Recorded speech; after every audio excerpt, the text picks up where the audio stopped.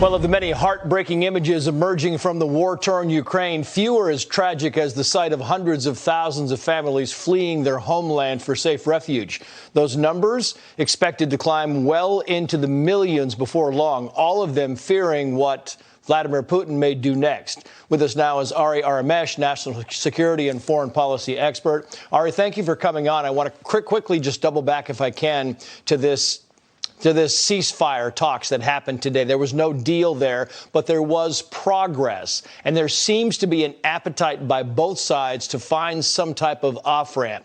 Do you think the talks will resume fairly quickly? And is it possible that maybe they could, if they're close, they could call for a ceasefire and then work out the details later?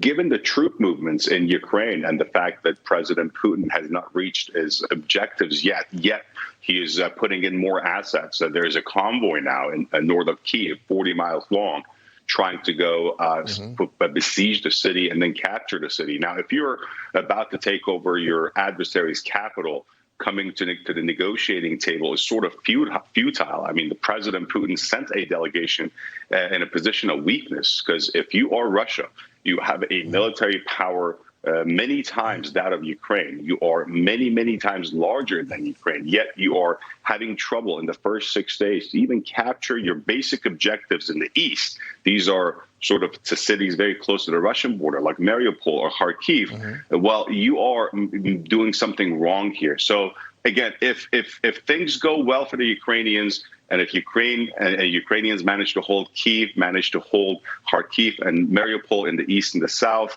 they will have a better bargaining position at the table for the Russians to stop their onslaught. But given the facts on the ground today and the fact that the Russians are bringing in more assets, and you see heavy artillery, you see armor, you see mechanized divisions coming in, I think they're trying to capture Kyiv as fast as possible, which brings up other concerns, humanitarian concerns, and also, if they have failed so far, what are they going to do to achieve their objectives? Which brings back really grim pictures from what the Russians did in Syria, and especially what the Russians did in Chechnya and Grozny, where they leveled the city to be able to take it over. And go back just to Kharkiv today. I mean, Ari, you're talking about some of the bombs there. I mean, Emmanuel Macron came out and said that, that President Putin told him that he would not go after civilians, would not go after infrastructure, and then he's using these bombs in Kharkiv. And I'm wondering if, one, you think Vladimir Putin is a war criminal, and two, maybe The Hague get involved here. Your thoughts? I take little comfort or zero comfort in what President Putin says, promises, or offers. That's just the baseline here. Secondly, there have been reports of usage of cluster munitions in Kharkiv. That's against international law. That's a war crime. The International Criminal Court has opened an investigation into this. You cannot drop cluster munitions in any combat zone, especially in a civilian, in a city like Kharkiv. So yes, that is definitely a violation of international law. And yes, President Putin, given the fact that he's invaded a sovereign country, given the fact that he's going after a democratically elected government, and on top of that is using unorthodox or unconventional munitions that is just banned, straight out banned. Yes, he is violating international law, and they're committing war crimes. Question is, if they want to take over major cities, again, like Kyiv, if they want to go further west to Lviv by the Polish border, or come down to the port of Odessa, the largest port in Ukraine down south, what is the Russian military under Putin's command going to do or willing to do to capture these objectives, given their poor discipline, given their poor supply lines, and given the fact that they have not achieved their objectives, much to their embarrassment? And I wonder, Ari, because, you would think, you look at what's happening with Putin, and he clearly seems like he's frustrated. He is clearly angry, lashing out in these media responses over the past several days. And you would now think that he's got a lot riding on this convoy. And if they can hold back this convoy, does he become even more dangerous at that point?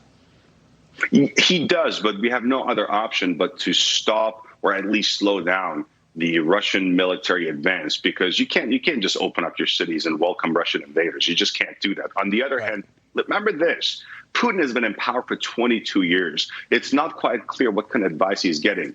He's surrounded himself with many advisors who are telling Putin what he wants to hear. So the question is the Russian president divorced and disconnected from reality? Bottom line, one thing that's been extremely helpful here in hitting convoys and hitting armor have been American-made javelins. The western borders of Ukraine are still open. There are 4 NATO countries bordering Ukraine. You got Hungary, you got Poland, you got Slovakia, and you got Romania. Javelins are coming in. Stinger missiles are coming in. There are pictures of people not holding one, but 2 javelins in the streets of Odessa, Kharkiv, and Kiev. Well, President Biden tonight is going to have give his State of the Union address. Not only economic sanctions, but flood the streets of Ukraine with the javelins. Let's deal a major blow, literally and figuratively, to the Russian armor. And again, if you look at the Russian military doctrine, it's heavily reliant on infantry in the front and armor in the back. If they want to bring in their tanks, if they want to bring in their infantry carriers, armored carriers, they will have to deal with American-made javelins. And also European allies have been providing much weapons to the Ukrainians. You see some in NATO countries that were former Warsaw Pact, former sort of Soviet bloc, Eastern European bloc countries providing MiG-29 Fulcrums, or at least offering to provide MiG-29 Fulcrums to the Ukrainian Air Force, which is pretty much bare bones at this point. So again, who could have brought such spirit of unity to NATO, to the European community, and to the free world than Mr. Putin, whose actions have cost him? And he did it, exactly. And again, tougher sanctions, and let's give the Ukrainians what lethal defensive capabilities they need to hit Russian tanks and Russian armor. Problem is, Ari, a lot of that lethal aid, according to intel, is still in some of those NATO countries and needs to kind of get over. And while you've got these tanks on Kyiv's doorstep, you're still looking for more weapons to come in. I want to very quickly play this message from President Zelensky to the Russians, and then get your final thoughts on the other side. Watch. Why do you need all of this? You Russian moms, you Russian teachers, Russian entrepreneurs, just regular people. Why do you need this? Already 4,500 Russian soldiers are killed. For the sake of what? Drop your equipment and leave. Don't believe your commanders, your propaganda people. Just save your lives and leave. Each hour, we strengthen our country. Yeah, now he's kind of going after hearts and minds here, Ari, and that, he needs weapons. He's going after hearts and minds. He's trying to do this on 2 fronts. Your last thoughts? Go home. A large number of Russian troops, we can see from text messages and phone calls, they thought they were going to be in a military exercise. Now they find themselves in a war in a neighboring country, and they're not welcome. Time to go home. Time to raise your voices and get out of this conflict. Now, I know you're in the Russian military, and it's going to be difficult. But again, keep in mind, the Russian military, unlike ours, is not a fully volunteer professional military from age 18 to 27.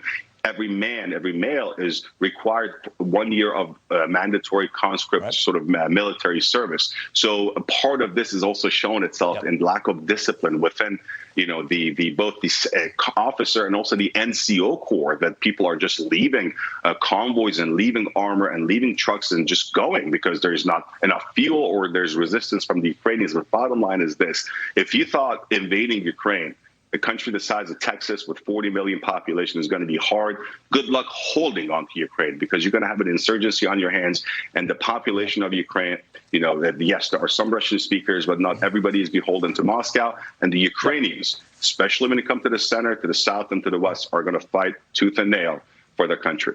Many generals have said it's easy to take a city. It's very difficult to hold a city. Ari Aramesh, great to see you. Thank you for coming on. You bet. Well, coming up, is Vladimir Putin desperate? A more dangerous Vladimir Putin, possibly. We'll explore that angle with a former Assistant Secretary of Defense next.